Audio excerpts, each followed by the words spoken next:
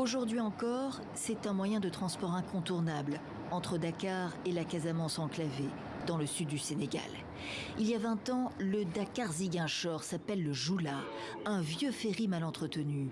Des élèves, des commerçants et des touristes ont pris place. Ils sont environ 2000 à bord, 4 fois plus de passagers qu'il n'est en mesure de transporter. Le Joula tangue, puis chavire. 1863 morts et disparus. De 2002 à ce jour, il n'y a pas un jour où je ne pense pas au bateau. Il n'y a pas un jour où je ne pense pas à ma maman ni à mes autres parents que j'ai perdus dans le bateau.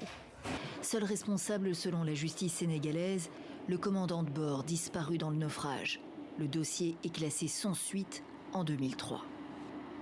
Oui, il y a un sentiment de colère vis-à-vis de l'État d'abord, qui est le principal responsable, qui selon les familles des victimes a sacrifié ses proches parce qu'il y avait beaucoup de négligence signalée que l'État n'a pas pris en compte.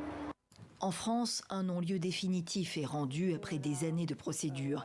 Il y a eu enquête, mais les charges existantes contre 7 responsables sénégalais n'ont pas abouti. Ils échappent à la justice en vertu d'une immunité de juridiction. Deuxième naufrage pour Nadine. Elle a perdu sa fille, 20 ans, l'une des 18 victimes françaises du Joula. Mon combat, c'est justement parce que je ne veux pas que ce drame, au même titre que les autres familles ici au Sénégal, les Françaises aussi, que ce soit banalisé et méprisé. Et c'est le ressenti qu'on a. Le mépris, c'est notamment le mémorial promis, toujours pas achevé, 20 ans après, et le renflouement du ferry qui repose à une vingtaine de mètres de fond. Les familles l'appellent de leur vœu pour donner une sépulture digne aux victimes, toujours prisonnières de l'épave. Donner du sens, ajoute Nadine, si cela est possible, à l'une des catastrophes maritimes les plus meurtrières de l'histoire.